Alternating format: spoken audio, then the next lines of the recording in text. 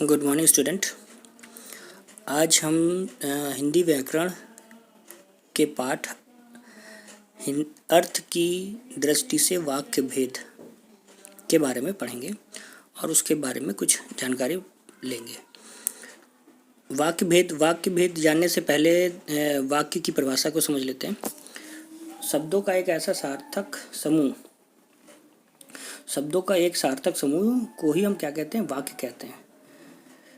यानी कि मतलब यह है, सार्थक का मतलब होता है यहाँ पर अर्थ रखने वाला, यानी शब्दों का ऐसा समूह जिसका कोई अर्थ निकले उसे हम वाक्य कहते हैं। शब्दों का एक ऐसा समूह जिसका कोई अर्थ निकले उसे हम वाक्य कहते हैं। जैसे विजय खेल रहा है, बालिका नाच रही है।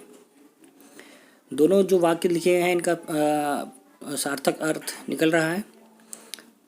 अतः आगे देखेंगे, वाक्यों का जो वर्गीकरण किया गया वो दो प्रकार से किया गया।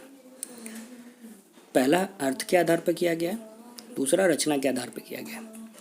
क्लास 9 में हम अर्थ के आधार पर पढ़ेंगे, क्लास 10 में रचना के आधार पर वाक्य भेद को पढ़ाया जाएगा। तो हमारे कोर्स में सिर्फ अर्थ के आधार पर है, इसलिए हम अर्थ के आधार पर आगे देखेंगे। अर्थ के आधार पर वो जो वाक्यों का भेद है वो 8 वाक्यों में बांटा गया है। अर्थ के आधार पर वाक्य के 8 भेद होते हैं। पहला देख लेते हैं, विधानवाचक वाक्य, दूसरा इच्छावाचक वाक्य, तीसरा आज्ञावाचक वाक्य और चौथा निषेधवाचक वाक्य। पांचवा है प्रश्नवाचक वाक्य, छठा विस्मयादिबोधक वाक्य, सातवां संकेतवाचक वाक्य, आठवां संदेहवाचक वाक्य। इन सभी जो वाक्यों के भेद थे, इन सभी वाक्यों के भेद के बारे में हम आगे जानकारी लेते हैं। तो उस सबसे पहले इसमें से कौन सा आएगा? विधानवाचक वाक्य की परिभाषा। विधानवाचक वाक्य की परिभाषा देख लेते हैं। ऐसे वाक्य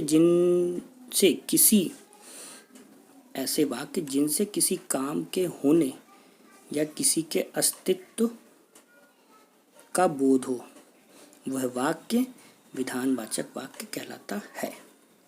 याद रखिएगा, ऐसे वाक्य जिनसे किसी काम के होने या किसी के अस्तित्व का बोध हो, वह वाक्य विधानवाचक वाक्य कहलाता है।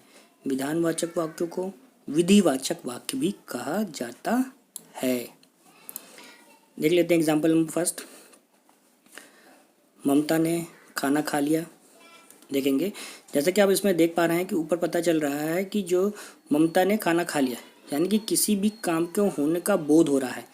याद रखिएगा, इस एग्जाम्पल में क्या कराया जा रहा है? किसी काम के होने का बोध हो रहा है, तो इसलिए यह क्या होगा?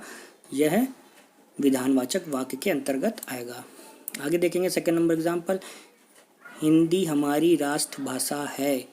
हिंदी हमारी राष्ट्रभाषा है, तो यानी कि आपको यहाँ पता चल रहा है, यहाँ किसी वस्तु यानी कि जो क्या है, हिंदी हमारी राष्ट्रभाषा है, इसमें किसी वस्तु का अस्तित्व का बोध कराया जा रहा है। अस्तित्व का बोध कराया जा रहा है, इसलिए यहाँ पर भी क्या हो जाएगा? विधानवाचक वाक्य आएगा। देखेंगे आगे एक और एग्जाम्पल, हिमालय भारत के उत्तर में स्थित है। याद रखिए, यहाँ पर क्या कराया जा रहा है? हिमालय को, जो हिमालय है वो भारत के उत्तर दिशा में स्थित है। तो यानी कि यहाँ क्या कराया जा रहा है? किसी भी चीज़, यानी कि जो हिमालय जो है उसके अस्तित्व का बोध कराया जा रहा है, इसलिए यहाँ पर भी क्या होगा? विधानवाचक वाक्य के अंतर्गत आएगा। नेक्स्ट देखते हैं एग्जाम्पल नंबर 4, वह एक लड़का है। ठीक है, वह एक लड़का है। देखेंगे इसमें क्या कराया जा रहा है? इसमें इस चीज़ का बोध कराया जा रहा है या इस चीज़ की निश्चितता हो रही है, जिससे हमें यह देख सक रहे हैं कि वह लड़का है। अतः यह उदाहरण विधानवाचक वाक्य में है। ये क्या है? ये हमें यह डिसाइड करा रहा है, हमें पूरा तरीके से निश्चित कर रहा है कि यह क्या है? लड़का है। तो यह इसलिए क्या आ जाएगा? विधानवाचक वाक्य के अंतर्गत आएगा। अब सेकंड नंबर पे आएंगे इच्छावाचक वाक्य।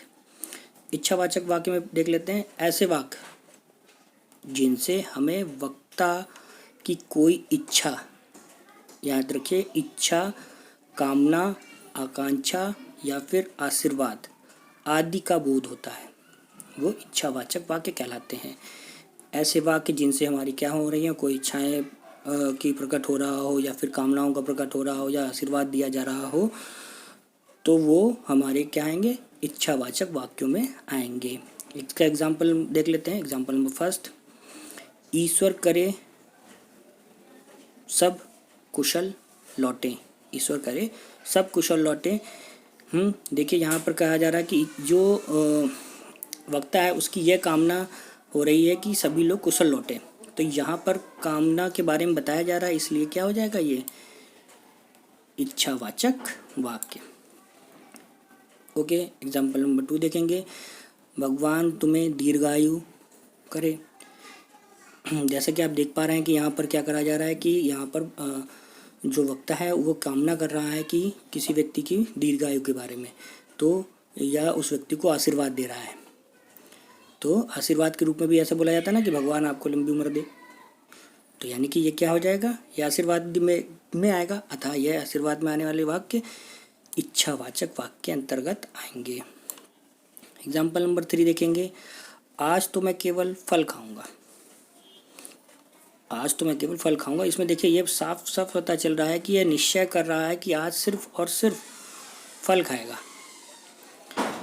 ठीक है, तो उसकी इच्छा जो है ना वो इस पे जाहिर हो रही है कि आज उसका सिर्फ फल खाने की ही इच्छा है। इस वजह से यहाँ पर क्या होगा, इच्छावाचक वाक्य के अंतर्गत आएगा। आगे थर्ड नंबर देखेंगे, आज्ञावाचक वाक्य की परिभाषा। ऐसे वाक्य जिनमें आदेश, आज्ञा या अनुमति का पता चले या बोध हो।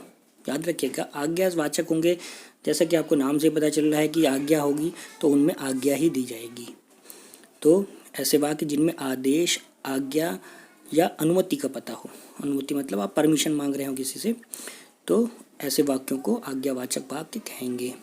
पहला एग्जाम्पल देखेंगे, सभी अपना अपना काम करो।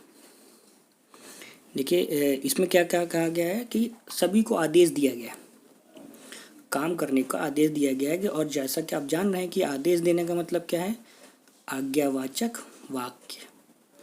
तो इसलिए क्या हो जाएगा, ये आज्ञावाचक वाक्य के अंतर्गत आएगा।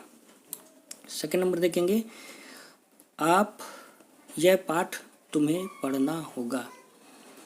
देखिए यह पाठ तुम्हें पढ़ना होगा कि यह क्या करा गया है, किसी के द्वारा इस पे आदेश दिया गया है। जैसे कि आपको क्लास में टीचर बोलते हैं कि हाँ राम तुम खड़े होकर यह पाठ पढ़ो, तो यानी कि वो टीचर के द्वारा या फिर शिक्षक के द्वारा आदेश दिया गया जाता है, जिसको आप क्या करते हैं, फॉलो करते हैं। तो आदेश दिया जा रहा है, तो इस वजह से ये वाक्य क्या हो जाएगा, आज्ञावाचक वाक्य हो जाएगा। आगे देखेंगे, कृपया बैठ जाइए। देखिए यहाँ पे क्या करा जा रहा है कि बैठने के लिए कृपया लगाया गया, कृपया शब्द लगाया जाता है, तब वहाँ पर क्या होता है, प्रार्थना की जा रही होती है। ठीक है, इसलिए क्या करा गया, प्रार्थना की जा रही है, तो यहाँ पर क्या होगा, आज्ञावाचक वाक्य होगा। जब हम किसी से प्रार्थना करते हैं तो वहाँ पर आज्ञावाचक वाक्य होता है। ओके, चौथा नंबर एग्जाम्पल देखेंगे, कृपया शांति बनाए रखें। ठीक है ना, जैसा कि आप देख पा रहे हैं कि यहाँ पर क्या करें, प्रार्थना की जा रही किसी से कि कृपया शांति बनाए रखें। तो प्रार्थना करने वाले जब वाक्यों का होते हैं तो वो प्रार्थना करने वाले वाक्य हमेशा आज्ञावाचक वाक्यों के उदाहरण होते हैं और वो उसके अंतर्गत ही आते हैं। अब आप लोगों को इन तीनों वाक्यों के 5-5 वाक्य बनाने हैं, यानी कि विधानवाचक वाक्य के 5, इच्छावाचक वाक्य के 5 और आज्ञावाचक वाक्य के 5 वाक्य लिखकर भेजने हैं।